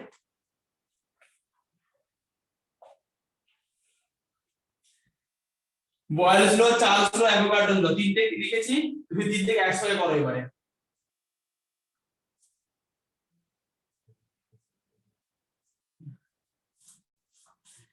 কি স্কুল ছিল? সেন্টার অফ অ্যাট্রাকশন ছিল। v proportional to n/p। এটা বুঝতে পারলে? সবকে একসাথে করে দিলাম, এই তিন থেকে একসাথে করে এটা পেলাম। দেখো তাহলে এটা এখানে কি পাচ্ছি আমি, v ইকুয়াল টু একটা কনস্ট্যান্ট পাচ্ছি n/p। এই কনস্ট্যান্ট k টাকে পরে লেখা হয় r দিয়ে, তাই p ইকুয়াল টু পাচ্ছি আমরা এখানে nRT, যেখানে k টাকে রিপ্লেস করলাম r দিয়ে, আমি এখানেই r লিখে দিচ্ছি। আর এটা নাম হচ্ছে ideal gas equation, typical nRT. যেখানে r = 8.3, সব বলে দিচ্ছি ভ্যালুগুলো। আর হচ্ছে তোমার ইউনিভার্সাল গ্যাস কনস্ট্যান্ট, এর ভ্যালু কোথাও চেঞ্জ হবে না, fixed value for different gas off same value, universal. এই জন্য একে আমরা বলি universal gas constant. The gases which follow this PV curve NRT, these are called the ideal gas. যে সমস্ত গ্যাসগুলো ইকুয়েশন ফলো করে তারা আইডিয়াল গ্যাস হয়, কিন্তু বাস্তবে কেউ আইডিয়াল নয়। কেন আইডিয়াল নয় সব বোঝাবো এই চ্যাপ্টারে। আমরা এর পরে তোমাকে চ্যাপ্টারে ঢুকবো, এগুলো তুমি ক্লাস 10 এ পড়েছিলে, এগুলো তুমি কিছু পড়ালাম না তোমাকে, এর পরের গুলো এই চ্যাপ্টার থেকে ইন্ট্রোডাকশন শুরু করছি। তাহলে PV কার্ভ NRT এটা হচ্ছে আইডিয়াল গ্যাস ইকুয়েশন, কিন্তু বাস্তবে কোনো গ্যাসই আইডিয়াল নয়। In this reality no one is ideal. কারণ দেখো আমরা যারা মানুষ আছি তারা কেউ থোড়ি আইডিয়াল আছি, সব মানুষের কিছু ভুল দোষ তো আছেই। না মুছছি না, এই যে আর লিখেছি এর ডিফারেন্ট ইউনিট লিখছি এখানে দেখো, unit of R in litre atmosphere, R এর ভ্যালু হচ্ছে 0.082 litre atmosphere mole inverse kelvin inverse. এত বড় ইউনিট কিছুই নয়, এত লিটার অ্যাটমোস্ফিয়ার লিখেছি তো আমি, দেখো না আর ইকুয়াল টু কি পিভি বাই আর এমটি এটা লিখেছি তো। আমার এখানে আর ইকুয়াল টু কি পিভি, পি মানে প্রেসার, ভি মানে ভলিউম, লিটার অ্যাটমোস্ফিয়ার, আর নিচে হচ্ছে নাম্বার অফ মোল আর temperature, mole inverse kelvin inverse, তাই না? বুঝতে পারলে কি? তাহলে এটা হচ্ছে লিটার। ধরো এবার বুঝবো কি in joule 8.314 joule mole inverse kelvin inverse, in calorie 1.987 calorie mole inverse kelvin inverse। আরেকটা আছে ইঞ্জিনিয়ারিং ইউনিট, লাগবে না পড়তে, তুমি ইটিতেই পড়বে, তোমরা ইঞ্জিনিয়ার হওয়ার পরে ইউনিটটা পড়বে।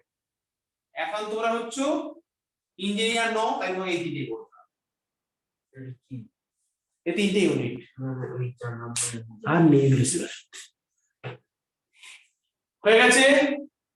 এগুলো আমার লাগবে ভ্যালু গুলো, তোমাকে তিনটা করে মনে রাখতে হবে, ডিফারেন্ট ভ্যালু লাগবে।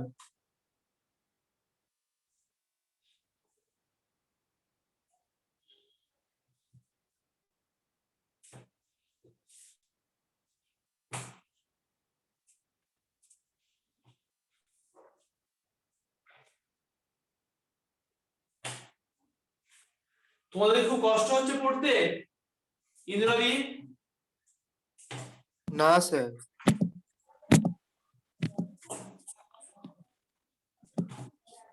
তুমি কি ভয়ে পড়ছিলে না ইন্দ্রদীপ? করোনা বেড়েছে খুব, না হলে না হলে এই ভালো বাড়ি next- থেকেই কাজ করো। হ্যাঁ নেক্সট উইক থেকে আসবো। নিশ্চয়ই করোনা কমে যাবে ওটা না? তাহলে স্যার আজকে আমাকে গলায় ব্যথা। এই রে গলা ব্যথা, গরম জল খাও। পরিষ্কার হয়ে যাবে।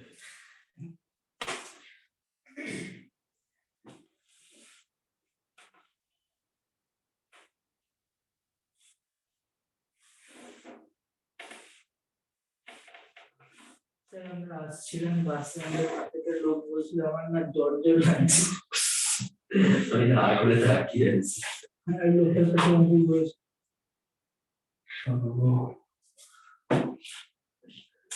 দেখো পিভি কাল এনআরটি লিখেছি, তোমরা কোনো হেডিং এর দরকার নেই, হেডিংটা ফাঁকা রাখো, এক লাইন ফাঁকা রেখে লিখতে থাকো, লেখো পিভি কাল এনআরটি লিখেছো। দেখো আমাকে বলো এখানে এই যে নাম্বার অফ এন, এন মানে কি গিভেন মাস, এই মাসটা আমরা ডাব্লিউ লিখবো, হ্যাঁ W given mass by molecular mass, যেখানে ডাব্লিউ মানে কি গো, এটা মানে হচ্ছে মাস আর এটা মানে molecular mass. Number of mole মানে তাই হয় তো নাকি? তাহলে তুমি এখানে PV ইকুয়াল টু n এর জায়গায় লেখো W M R T লিখেছো, এরপরে লেখো P equal to W R T নিচে M আর নিচে V। এই V কিন্তু আমি দিলাম আর ধরে তাহলে দেখো P ইকুয়াল টু, এই দেখো তো এখানে গিভেন মাস বাই ভলিউম, কি বলি আমরা, মাস বাই ভলিউম কি বলি, মাস বাই ভলিউম, যা মাস বাই ভলিউম কি বলি, ডেনসিটি। ডেনসিটি বলি আমরা। তাহলে এটা হচ্ছে ডেনসিটি, তাহলে এটা মানে তোমার কি small D into RT by M.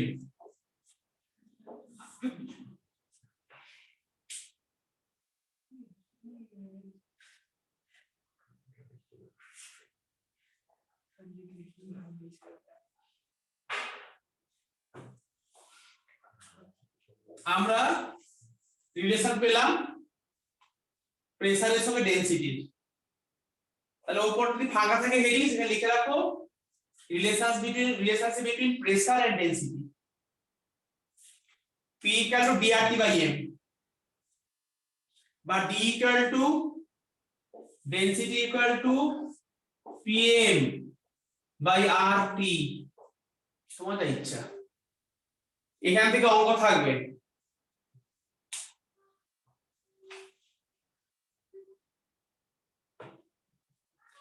লেখা হলে পড়বে, বুঝতে না পারলেও বলবে।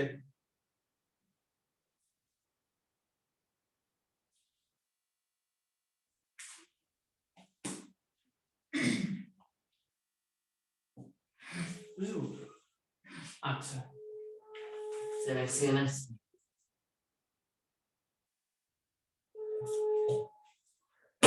নেক্সট হেডিং দাও গ্রাহাম। তুমি এই ইকুয়েশনটা তোমার বইয়ে পাবে না, তোমাকে এটা আমি জেইর জন্য বলছি। গ্রাহামস ল অফ ডিফিউশন,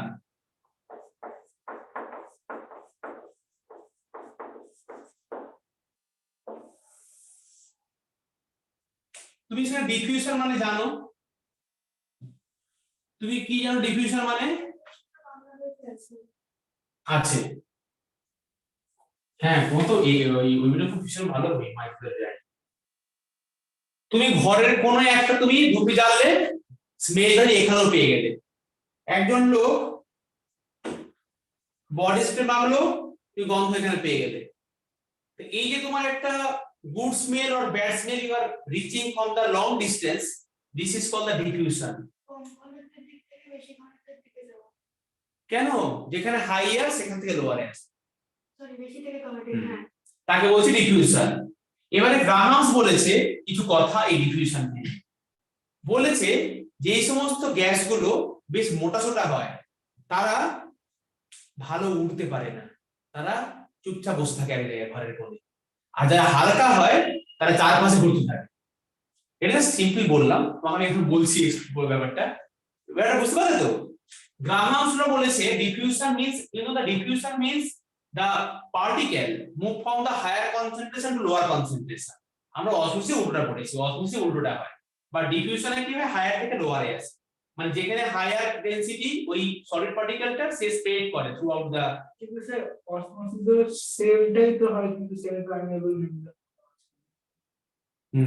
হয়তো মানে উইথ রেসপেক্ট টু সলভেন্ট আমি বলছি। আচ্ছা ডিফিউশন দেখো এটা হচ্ছে আমার হায়ার থেকে লোয়ারে পাস করছে। গ্রাহামস ল কি বলেছে এখানে, বলেছে রেট অফ ডিফিউশন, বলেছে rate of diffusion. Rate of diffusion মানে কি, একে আমরা আর দিয়ে বলছি, আর দিয়ে বলছি rate of diffusion that is inversely proportional to the square root of molar mass. তাহলে rate of diffusion inversely proportional to the square root of its molar mass, যেখানে এটা হচ্ছে মোলার মাস আর আরটা হচ্ছে রেট অফ ডিফিউশন, যেখানে এমটা কি molar mass of the gas.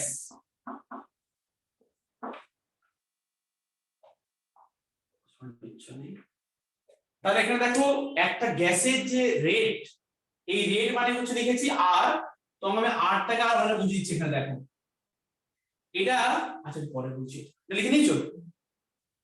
তাহলে R proportional to 1/m root under of, যেখানে এমটা হচ্ছে মোলার মাস আরটা হচ্ছে রেট। রেট মানে কি গো, ভলিউমের চেঞ্জেস বাই টাইম, এটাকে আমরা রেট বলি।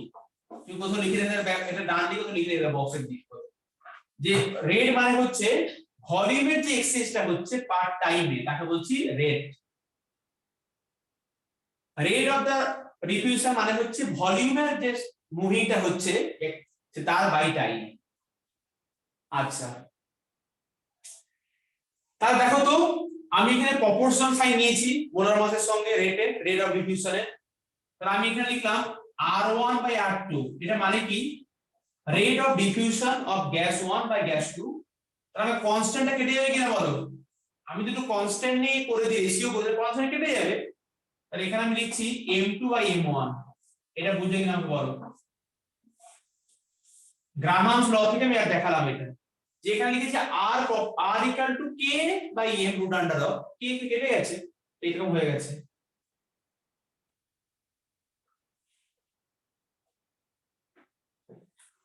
এটা হচ্ছে আমার rate of diffusion.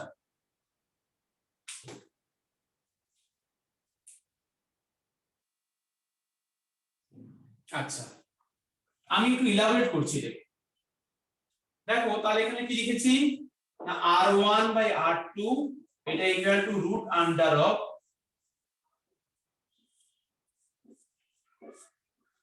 M2 by M1 molar mass. তুমি বেসিক কনসেপ্ট পড়েছো M equal to 2 into vapour density, মনে পড়ে? Molar mass equal 2 into vapour density. M হচ্ছে মোলার মাস, VD মানে কি ডেনসিটি? Vapour density.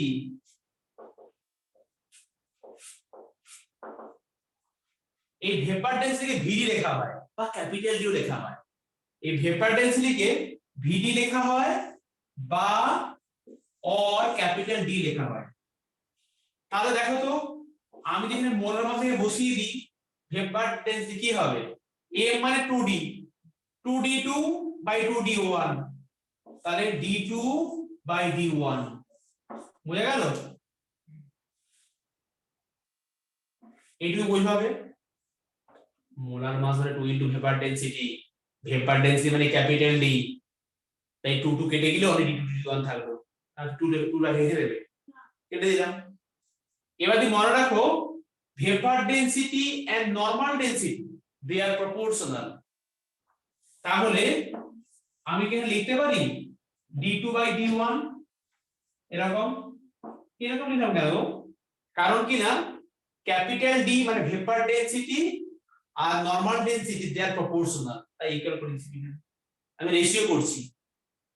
কনস্ট্যান্টটা কেটে যাবে। হ্যাঁ, তাহলে আমি এত কিছু শিখতে পারলাম এখানে। আর তুমি এখানে তাহলে R1 R2 মানে কি? R2 লিখতে পারো কি V1 by T1, V2 by T2। এই যে রেট মানে পড়েছো না, আরে R1 বাই R2 মানে কি তোমার এখানে V1 বাই T1 আর এখানে V2 বাই T2, তাই না? রেট মানে তো V বাই T, রেট মানে তো V বাই T গো।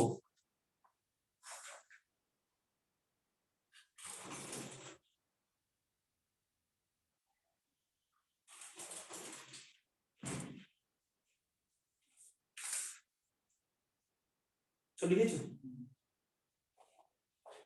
তাহলে আমরা একটা গ্রামাংশটা পড়ে নিলাম, এটা মুছে দেবো।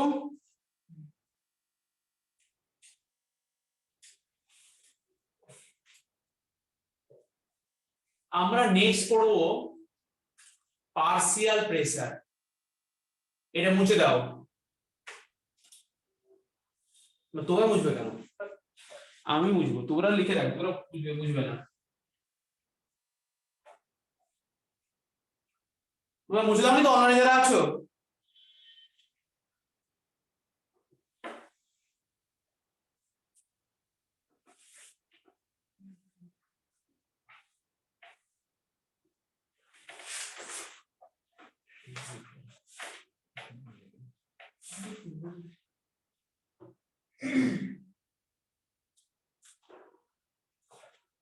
হেডিং দাও Dalton's law of partial pressure, Dalton's law of partial pressure। এটা আবার কি কথা বলেছে? ধরো টু অর কনসেন্ট্রেট করো, কিন্তু খালি লিখে যাচ্ছ, ভাবছো না, পিট কথা বলছো। এটা হচ্ছে তাহলে কি বলেছে স্টেটমেন্টটা এখানে, two or more non reacting gases are closed in a closed container. তুমি এই একটা কন্টেনার নিয়েছো, এখানে একটা গ্যাস নিয়েছো, সেখানে গ্যাসটা হচ্ছে A B C and D. এই নিচে আমি লিখছি এখানে A B C and D are four different non reacting or different non-reacting gases.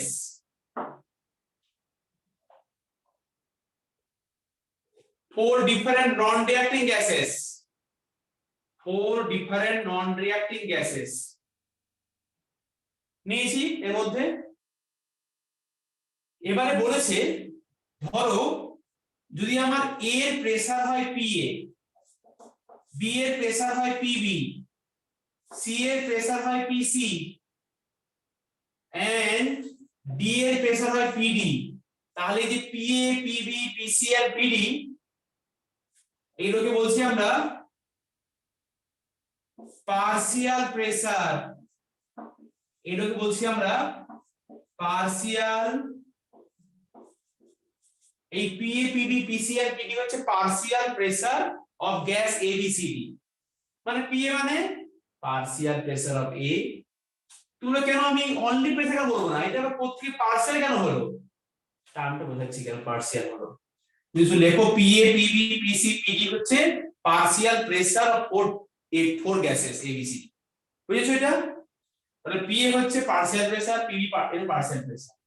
Dalton বলেছে if two or more non-reacting gases are kept in a closed container at constant temperature, then total pressure exerted by these gas molecules is equal to sum of the individual pressure of the gas. এটা সবাই জানে। Dalton বলেছে ধরো তুমি এখানে ABCD gas নিয়েছো, বলেছে ABCD যে গ্যাস আছে তারা এই ভেতরে যে প্রেসারটা এক্সার্টেড করবে, দেবে, যে প্রেসারটা দেবে সেই প্রেসারটা হচ্ছে এই কন্টেনারের মধ্যে এই গ্যাসগুলোর প্রেসারের ইকুইভ্যালেন্ট। নরমাল কথা, কোনো আন্দাজে বললাম? ডাল্টন বলেছে যে এবিসিডি গ্যাস নিয়েছো এখানে, তাহলে এই এবিসিডি গ্যাস এই কন্টেনারের মধ্যে প্রেসার দেবে, সেই প্রেসারটা হচ্ছে এই এ এর প্রেসার, বি এর প্রেসার, সি এর প্রেসার আর ডি এর প্রেসারের সঙ্গে ইকুয়াল।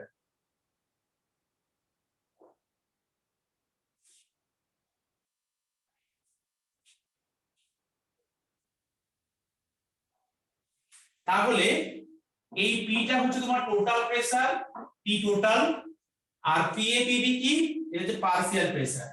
কন্ডিশনটা কি, নন রিঅ্যাক্টিং গ্যাসেস।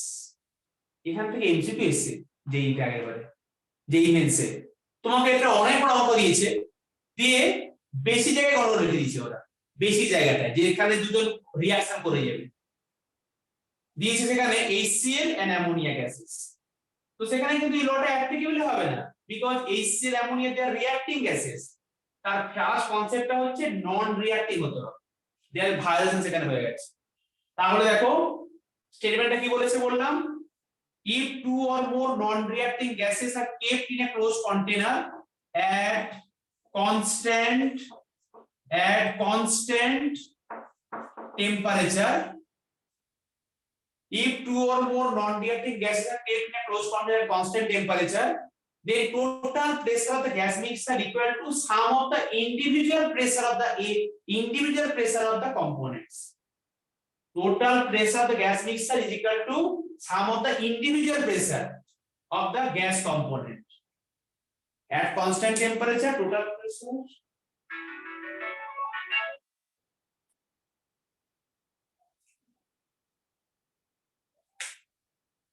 Ma'am.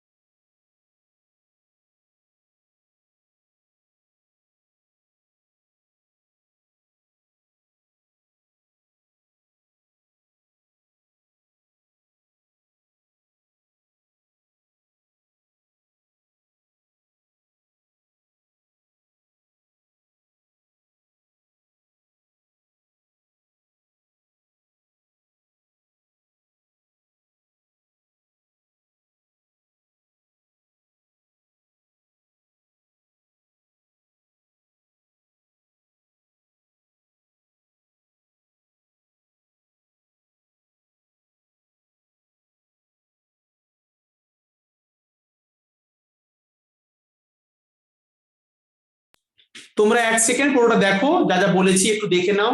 তোমাকে আমি 2 মিনিট সময় দিলাম ভাবার জন্য, এটা বই খুলে একটু দেখে নাও, তোমরা একটু দেখে নাও।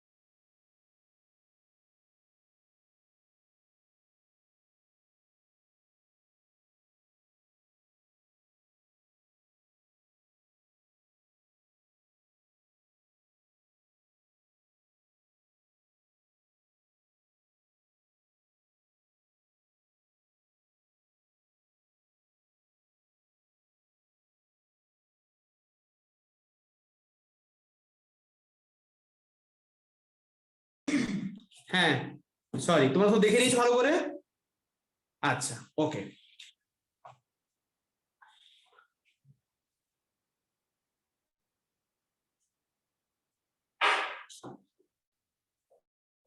তাহলে দেখো এখানে P total equal to partial pressure of A, partial pressure of B, C and D।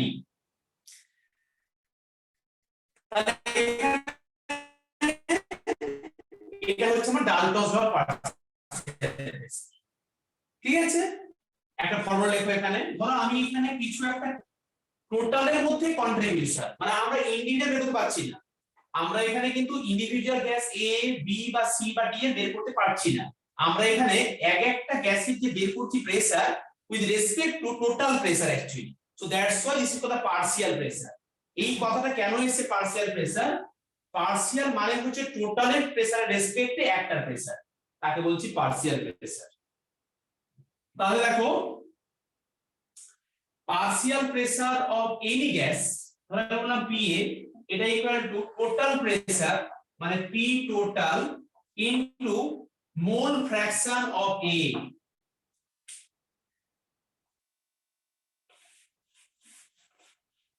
এটা হচ্ছে relationship between total pressure and partial pressure. তাহলে আমি লিখছি এখানে দেখো পার্সিয়াল প্রেসার এটা equal to total pressure into mole fraction. এটা মানে তোমার total pressure into mole fraction. Partial pressure equal to total pressure into mole fraction. Sir mole ফ্র্যাকশনটা সব বলে দিচ্ছি। PM মানে partial pressure, total pressure into mole fraction. এই x এটা হচ্ছে x হচ্ছে মোল ফ্র্যাকশন, এরপর A গ্যাস। এবারে মোল ফ্র্যাকশন বের করতে কি করে তোমাকে আমি একটু মনে করিয়ে দিই, এটা কিন্তু ভীষণ ইম্পর্টেন্ট, এখানে অঙ্ক থাকবে।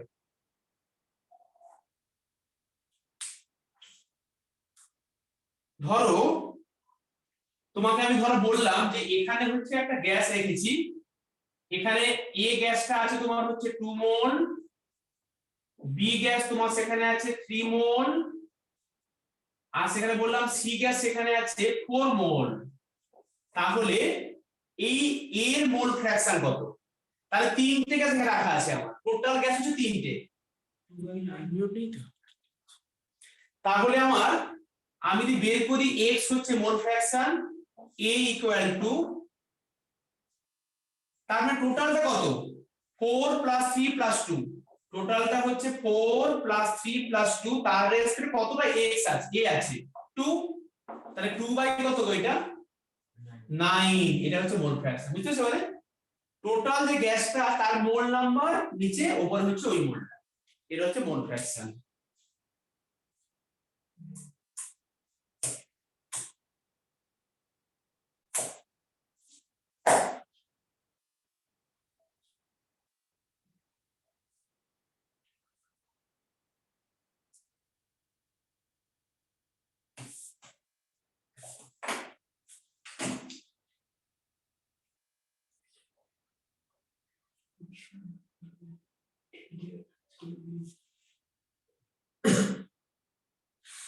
কাশ্মীর গোল্ড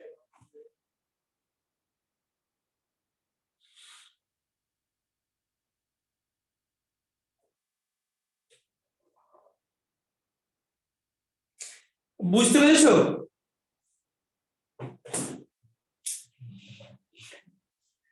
মুছে দিলাম এটা আমি। নেক্সট হেডিং দাও different types of velocity. Different types of velocity heading দাও, different types of velocity heading দাও। তোমাকে আমি এটা ইলাবোরেট করে বলছি।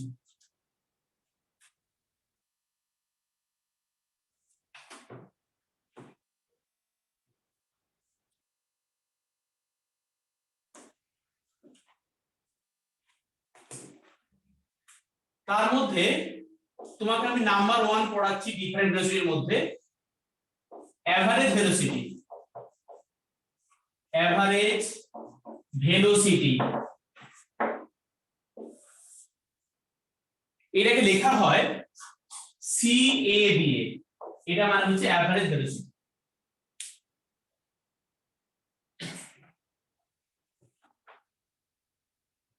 তোমাকে আমি একটা কন্টেনার নিয়েছি, ক্লোজ কন্টেনার।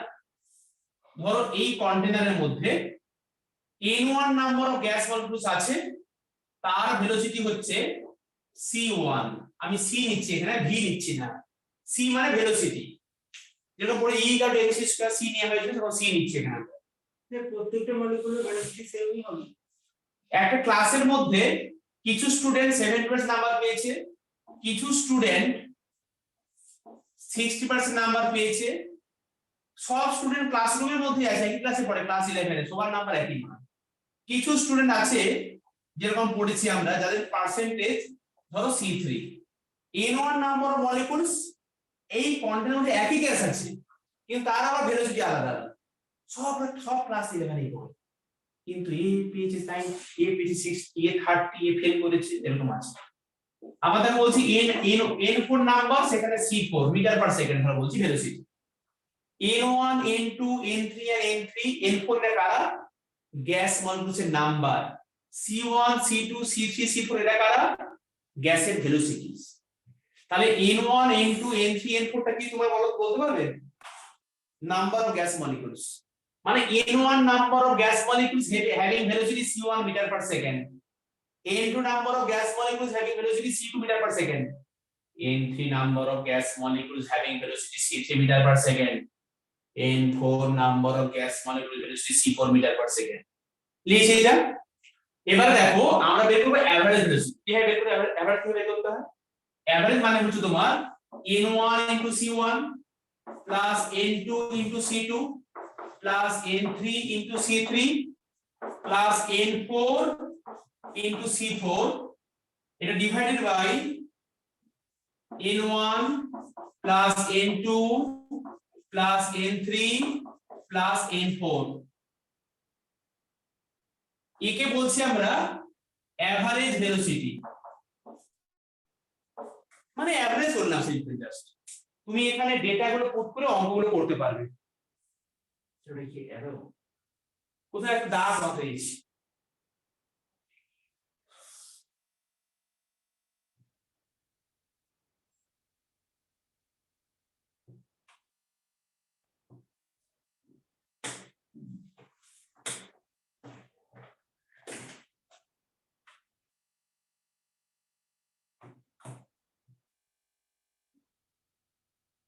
স্যার ডাক্তার দিতে হবে। এভারেজ বোঝাচ্ছি।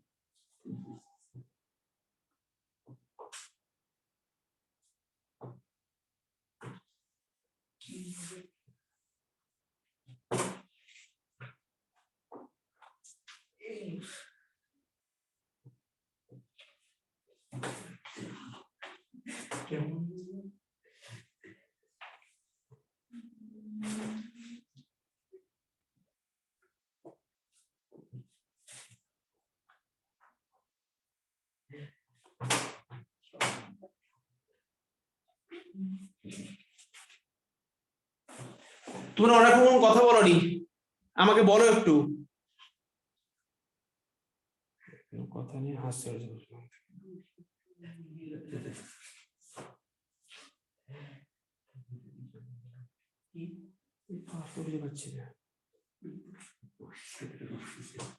হ্যাঁ কি মুরগি বলছে আমাকে?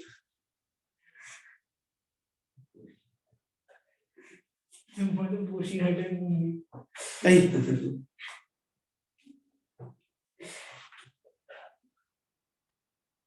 সেটা ফোন করে দিলাম আগে তো একটু পেলাম না নাম্বার হচ্ছে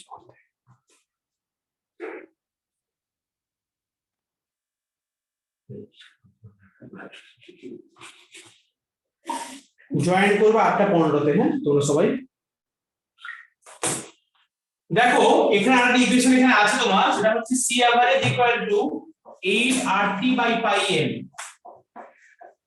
root under of, এটা হচ্ছে একটা direct formula.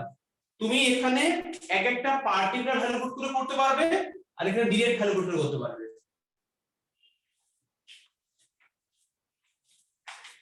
8 RT by pi m, ঠিক আছে এটা?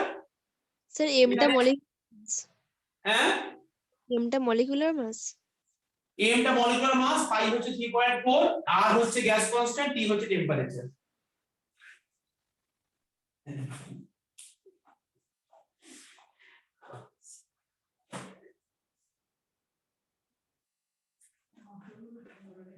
ঠিক আছে, 8 RT by pi m। Next heading দাও। আর এর কোনো ভ্যালু বসালেই মিটার পার সেকেন্ডে আসবে? হ্যাঁ হ্যাঁ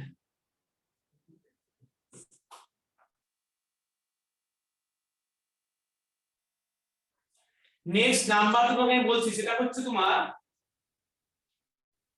তোমাকে ধরো ফার্স্টে বলছি রুট মিন স্কয়ার ভেলোসিটি, একে আমি লিখছি CRMS দিয়ে।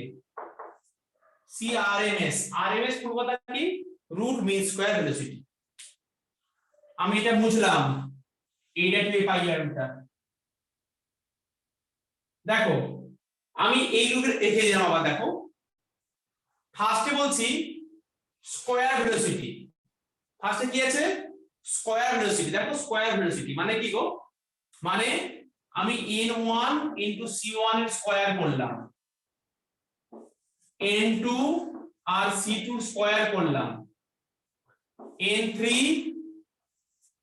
আর c3 স্কয়ার করলাম। কি হোল স্কয়ার নাকি শুধু c1 স্কয়ার? শুধু c নাম্বার কেন স্কয়ার করব কেন আমরা শুধু স্কয়ার কি লিখেছি? স্কয়ার ভেলোসিটি মানে কি? Velocity square. দেখো আর এখানে হচ্ছে তোমার n4 c4 এর স্কয়ার, এটা হচ্ছে আমার স্কয়ার ভেলোসিটি। এরপরে লিখছি মিন স্কয়ার, এই পুরোটার মিন করলাম, মিন মানে এভারেজ, এটা by n1 plus n2 plus n3 plus n4, এটা হচ্ছে আমার এভারেজ মানে মিন। তাই পুরোটা হলো আমার মিন স্কয়ার এটা হলো। এবার আমি পুরোটার উপরে রুট আন্ডার বসিয়ে দিলাম, তখন তাকে বললাম আমরা রুট মিন স্কয়ার ভেলোসিটি। তোমাকে পার্ট করে বোঝালাম। ফার্স্টে বললাম স্কয়ার ভেলোসিটি, তারপরে বললাম মিন, তারপর বললাম রুট। এটা মানে কি গো? এটা মানে হচ্ছে CRMS, এটা ইকুয়াল টু এটা। RMS পুরো কথা কি? Root mean square. ফার্স্টে করলাম স্কয়ার, তারপরে বললাম মিন, তারপরে করলাম রুট। এই আমরা ক্যালকুলেশন করতে পারি। আর একটা ডিরেক্ট ফর্মুলা একটা আছে, রুট মিন স্কয়ার ভেলোসিটি, এটা equal to root under of 3RT by m। m molar mass, t temperature in kelvin scale, আর r টা তোমার হচ্ছে ইউনিভার্সাল গ্যাস কনস্ট্যান্ট। এই একটা 8RT by pi n আর এখানে 3RT by n, এগুলো মানে ইম্পর্টেন্স কি, মানে দরকারটা কিসের? তোমাকে একটু অঙ্ক দিয়ে বের করতে, যখন তুমি ভ্যালু পুট বসাবে, এটা অঙ্কের ফর্মুলা। হ্যাঁ এটা তো আমরা ফর্মুলা শেখাচ্ছি অঙ্ক করার জন্য, বুঝতে পেরেছো? তোমরা বুঝতে পেরেছো? নেক্সট লেখো number 3, most probable velocity. Heading দাও, একে লেখা হয় CM।